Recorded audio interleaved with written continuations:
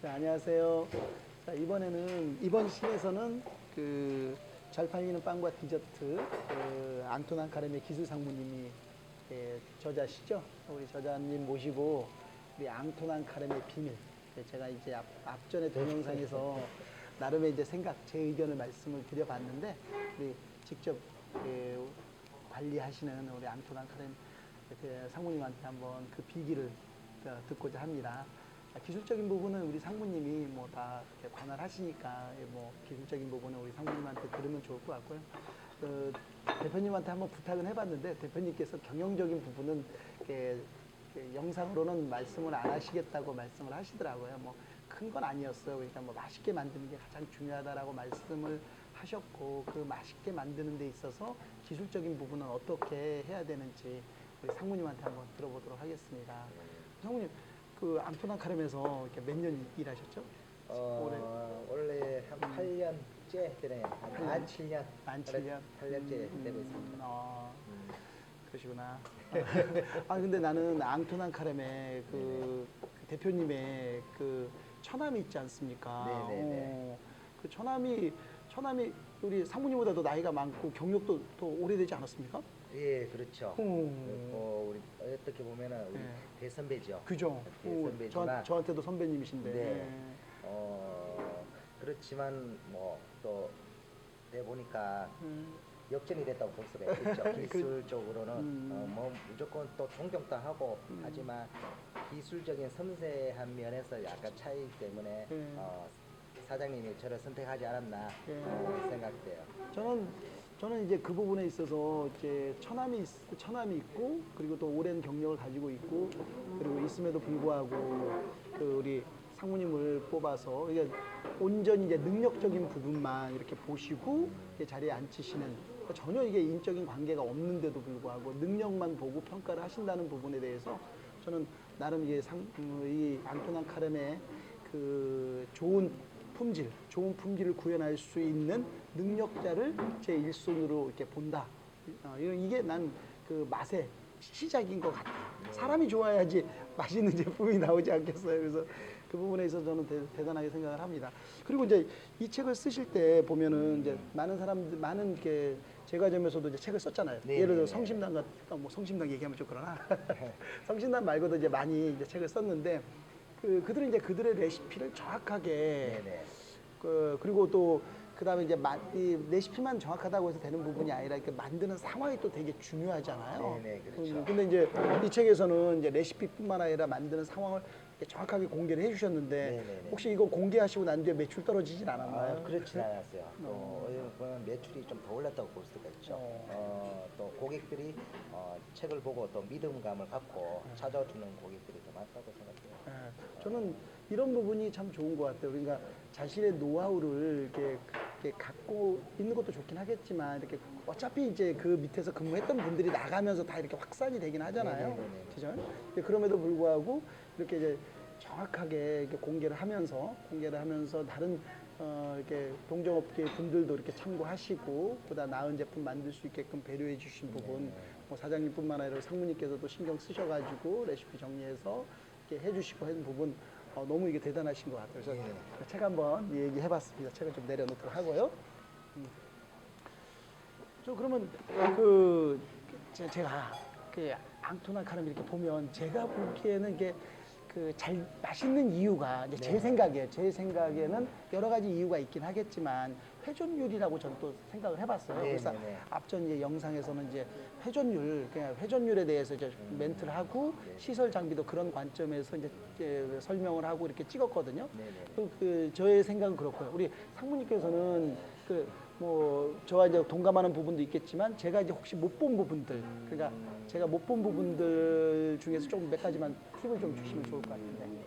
우선적으로는 검증된 제품을 우선적으로 하고 또 재료도 신선한 재료부터 시작해서 잘 선별을 해야 되는 게 한 가지. 그 다음에 이제 매뉴얼대로 우리가 이제 빵을 만들 때 혼자 만드는 게 아니기 때문에 이 여러 식구들이 많기 때문에 파트별로 사람들이 반죽부터 발효, 굽는 것까지 성형까지 다 했을 때 그게 일정하게 나오려고 하면은 매뉴얼대로가 잘 이루어져야 돼요. 그리고 직원들 그날 컨디션도 중요하다고 생각하거든요. 음식은 그 어떤 파트에서 잘 만들어지지 않으면은 제대로 된 맛이 안 나와요. 왜냐면 우리가 처음에 검증된 빵을 첫째로는 검증된 빵을 100%의 맛을 내려면 처음부터 끝까지 매뉴얼대로 이루어져야 된다는 거. 매뉴얼. 이루어져야 된다. 그런데 그게 정말 중요한 것이 우리가 보통 지금도 음식 있겠지만 음식이 똑같은 레시피를 한다 하더라도 얼마만큼 정성이 들어가느냐에 그쵸. 따라 맛이 많이 틀리다고 봅니다. 그런데 이제 거기 플러스 회전율 이렇게 했는데 하루에 예를 들어서 10개가 나간다 했을 때 이 10개가 한 번만에 나가느냐 아니면 아침, 점심, 저녁 그래 세 분류로 나눴을 때 구워 나온다고 가정을 하면 또 고객들이 더 좋아하겠죠. 그렇죠. 어떤 사정상 빵을 먹고 싶지만 아침에 못 오고 항상 저녁에 오는 손님도 있다는 그쵸. 거죠. 그러면 저녁에 오는 손님들은 항상 아침에 구워 나온 빵이 저녁에까지 그런 어떻게 보면 제국빵이라고 볼 수 있죠. 그런 빵들을 이제 먹게 되면 원래는 이거보다 더 맛있는 제품인데 맛있는 빵인데 그걸 항상 맛을 못 보죠. 그러니까 그게 아쉽다. 그랬을 때 저희들 같은 경우에 그거 세세한 것까지 아침, 점심 최소한 3번을 굽자. 똑같은 걸? 똑같은 걸. 그래 하루에 생산량이 몇 개냐? 그 몇 개가 뭐 10개가 될 수 있고 100개가 될 수 있는데 그 양을 3번에 분리를 시켜 구워낼 것이냐 아니면 4번을 할 것이냐 5번을 할 것이냐는 거를 우선 매뉴얼을 만들어 가지고 그걸 선택하죠. 그랬을 때에 우리가 빵이 앙뚜랑에 보면은 빵이 보면 포장된 빵이 없어요. 그렇죠. 그렇게만큼 회전율이 좋다는 것은 그렇죠. 무조건 많이 팔아가서 회전율이 좋은 게 아니라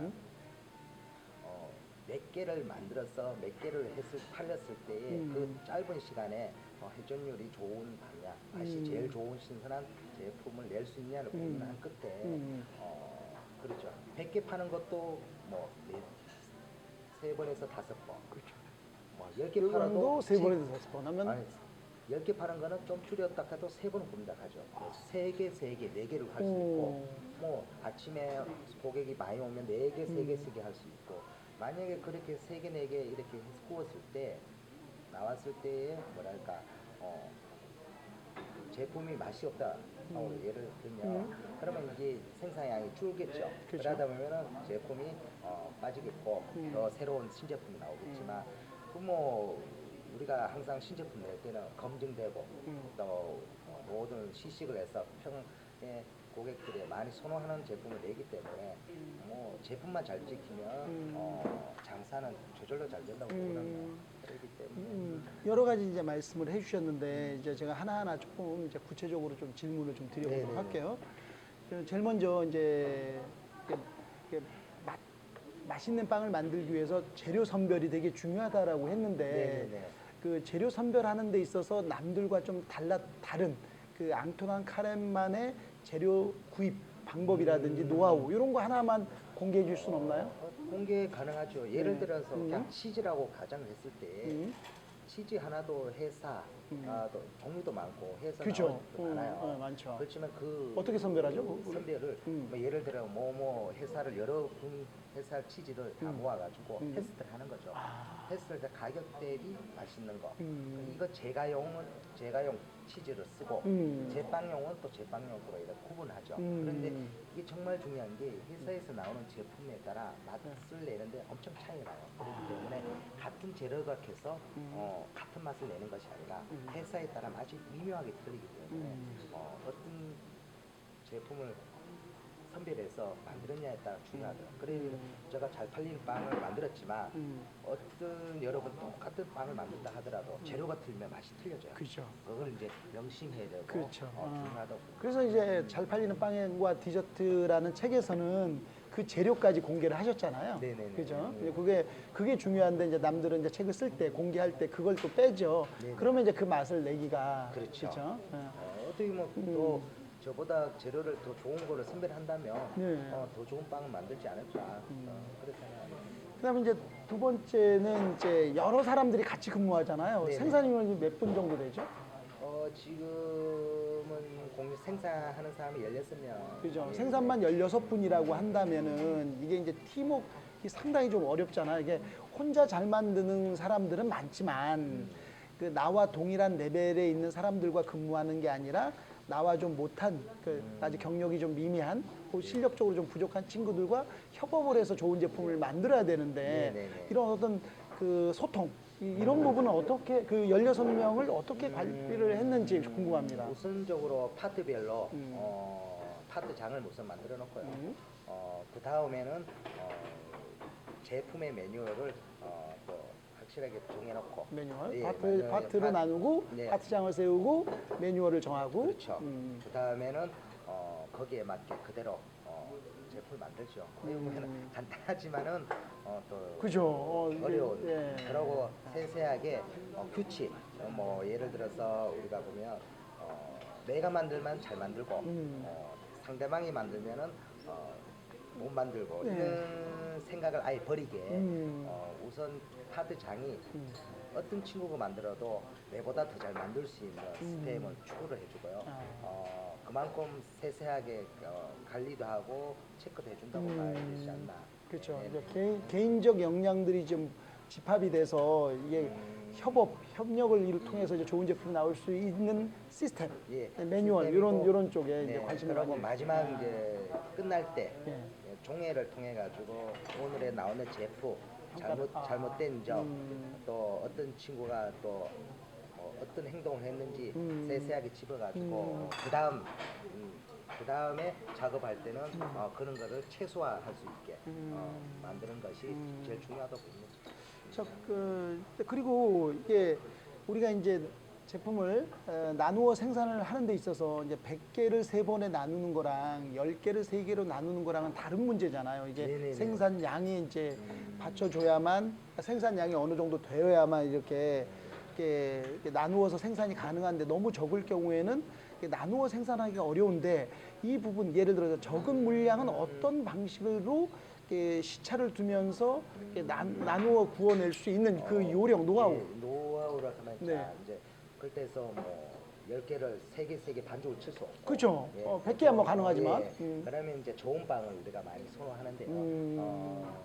1kg 양을 1kg 최소 반죽을 칠 때 1kg를 기준을 잡았을 때 여기 반죽 약이 몇 개가 나오느냐를 기준을 잡겠죠. 만약에 20개가 나온다면 10개는 그날 성형을 해서 저온실에 넣어서 그때 구워 나올 수 있게 성형을 해서 만들어 놓고 나머지 10개 반죽은 저온실 또 이쪽 냉동고에 보관을 해가서 그 다음날 사용할 수 있게 나는 시스템을 만들어 놓죠. 그런 기계 설비가 또 그렇죠. 중요하다고 보죠. 거기에서 이제 도우 컨디셔너, 급속 냉동고, 그 다음에 저장고, 큰 저장고 네네. 이런 것들이 이제 있어야만 어느 정도 이제 파베이크라는 개념을 통해서 이제 나누어 소분할 수 있지 않느냐라는 얘기인데, 자, 저 오늘 우리 상무님께서 저희들이 와서 이렇게 수고한다고 이렇게 점심을 대접해 주시고 있습니다. 점심 좀 먹으면서 그러면 이제 또 네, 또 네, 질문 좀 드리도록 하겠습니다. 알겠습니다. 네, 여기까지 하겠습니다. 먼저.